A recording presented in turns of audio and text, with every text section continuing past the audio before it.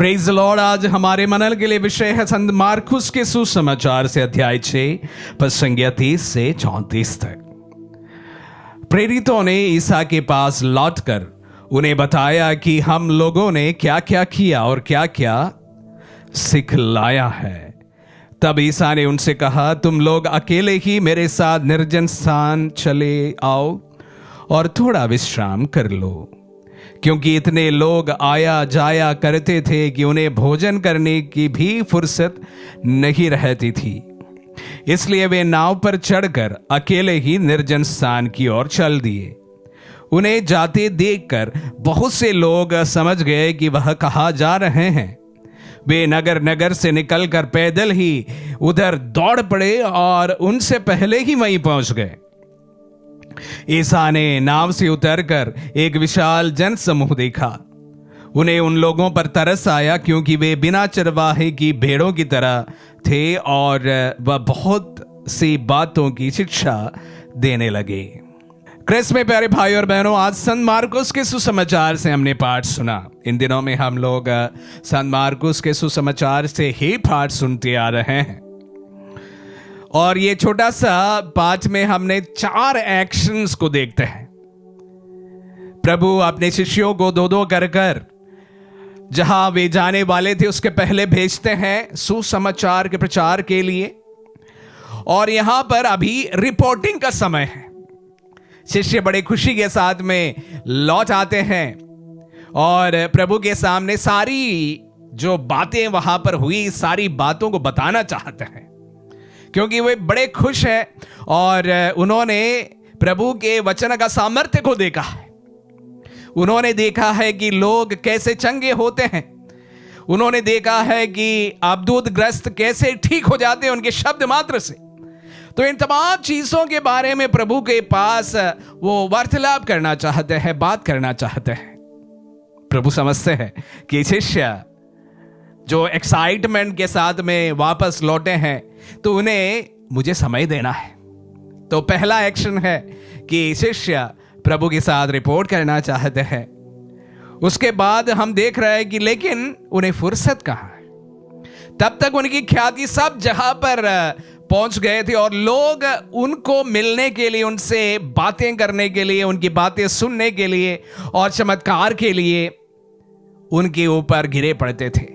तो जहां वे जाते थे अकेले जा नहीं सकते थे, और जहां वे रहते थे वो अकेले रह नहीं सकते थे। भीड़ की भीड़ उनको मिलने के लिए, सुनने के लिए और चमत्कार को अनुभव करने के लिए उनके पास आया जाया करते थे। भीड़। तो प्रभु को समझ आया कि ये भीड़ में इनको सुनना मुमकिन नहीं है, क्योंकि बहुत सारे लोग उनको मिलने के लिए वहां पर पहुंच रहे हैं। तो उनमें मैं कैसे उनके लिए समय निकालूंगा।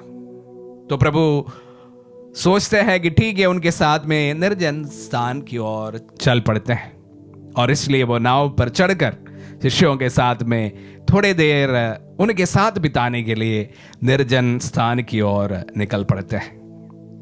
लेकिन लोग कहाँ ठहरने वाले थे, कहाँ मानने वाले थे, क्योंकि वे जानते हैं कि प्रभु कहाँ जा रहे हैं। क्योंकि ये प्रथम बार नहीं होगा, तभी वे जानते थे कि प्रभु शिष्यों के साथ में अकेले में कहाँ समय स्पेंड करते हैं।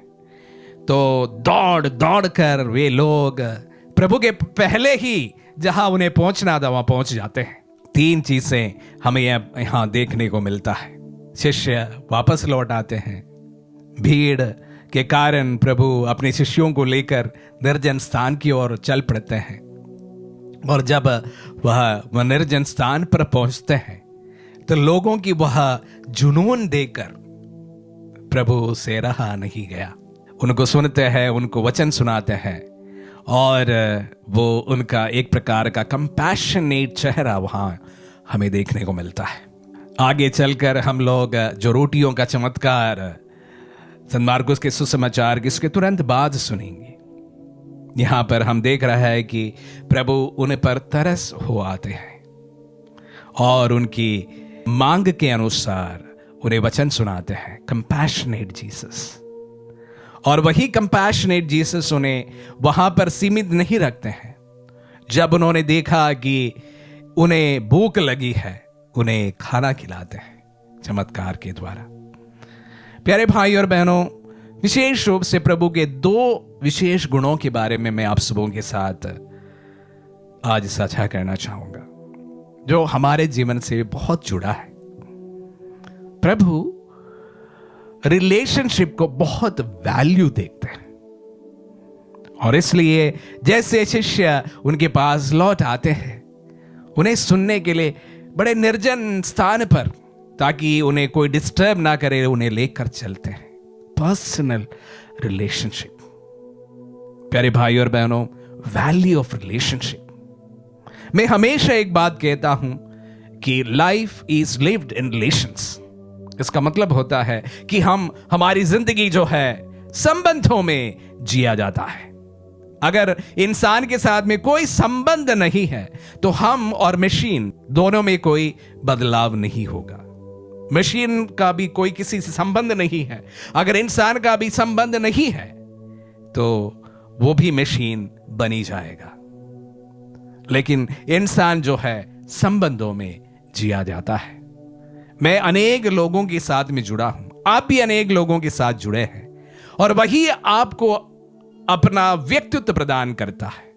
आप जिन परिस्थितियों के साथ जुड़े हैं, जिन व्यक्तियों के साथ जुड़े हैं, जिन हालातों के साथ में जुड़े हैं, वही आपका व्यक्तित्व है, आपका परिचय है। और यहां पर हम देख रहे हैं कि प्रभु उस प्रकार रिलेशनशिप को बहुत मायने देखते हैं, और उसी प्रकार मैंने उस पर चर्चा ऑलरेडी किया कि कंपैशनेट जीसस, उनका दिल आतुर हो जाते हैं जब देखा कि उनका प्लान एक था, लेकिन यहां पर लोगों की मांग दूसरी थी। वह बड़े जुनून के साथ उनको सुनने के लिए आए हैं, तो उनका दिल पिघल जाता है। उन्हें वचन सुनाते हैं, बाद में उन्हें रोटियां खिलाते हैं।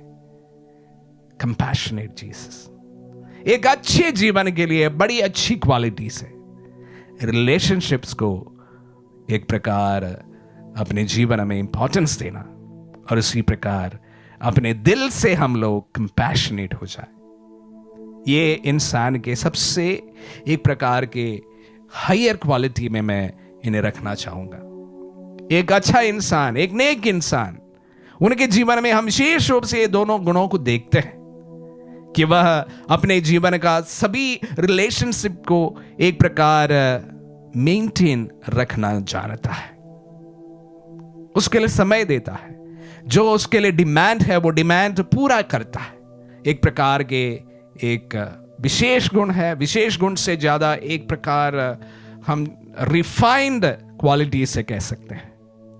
और उसी प्रकार बीइंग कंपैशनेट, वो व्यक्ति ही वो कर सकता है जो अपने आप में एक प्रकार का जो सेल्फिशनेस से बाहर उठता है, वही व्यक्ति कंपैशनेट हो सकता है। इंसान जानवर से तभी डिफरेंट है क्योंकि हम कंपैशनेट ज्यादा है। अगर हम जानवर जैसे ही है तो हमारे अंदर इस प्रकार की कोई भावना नहीं होगी, हमारे अंदर में कंपैशनेट होने की भावना नहीं होगी। प्यारे भाई और बहनों, प्रभु आज के वचनों के अनुसार ये 2 रिफाइंड क्वालिटी हमारे सामने रखते हैं। रिलेशनशिप को अपने जीवन में बहुत प्रामुख्यता वो देते हैं, और उसी के साथ साथ बीइंग कंपैशनेट। प्रभु हमसे भी यही उम्मीद करते हैं। आमीन।